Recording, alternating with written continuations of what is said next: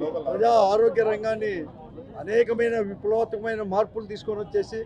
విప్లవాత్మకమైన నిర్ణయాలు తీసుకొని ప్రజలకు చేరువ చేస్తే నేడు చంద్రబాబు నాయుడు నాయకత్వంలో ఉండే ప్రభుత్వం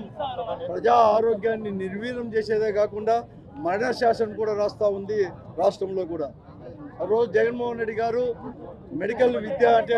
విద్య అనేది కూడా మెడికల్ కళాశాలను కూడా ప్రజలకు చేరువ చేయాలని చెప్పేసి ధనవంతులకు మాత్రమే ముఖ్యంగా వైద్య విద్య అనేది కూడా అందుబాటులో కాకుండా ప్రజలకు సామాన్యమైన ప్రజలకు కూడా అందుబాటులో ఉండాలని చెప్పేసి ప్రభుత్వ ఆధ్వర్యంలోనే 17 మెడికల్ కాలేజీలు ప్రతి జిల్లాలో కూడా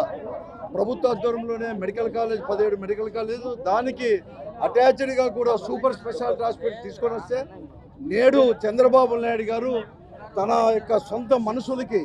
వారి వర్గాలకు సొంతం చేస్తూ వైద్య కళాశాలలు అన్నీ కూడా ఈరోజు ప్రైవేటు పరం చేసేదానికి జీవో తీసుకొని వచ్చేసి ప్రభుత్వ ఆధ్వర్యంలో ఉండే మెడికల్ కాలేజీలు ప్రైవేట్ పరం కూడా చేస్తున్నాడు. దానికి వ్యతిరేకంగా జగన్మోహన్ రెడ్డి గారి నాయకత్వంలో ఉండే వైఎస్ఆర్ కాంగ్రెస్ పార్టీ ఈరోజు పెద్ద ఎత్తున కూడా ప్రజా ఉద్యమం కూడా ఆధ్వర్యంలో కూడా జరుగుతూ ఉంది.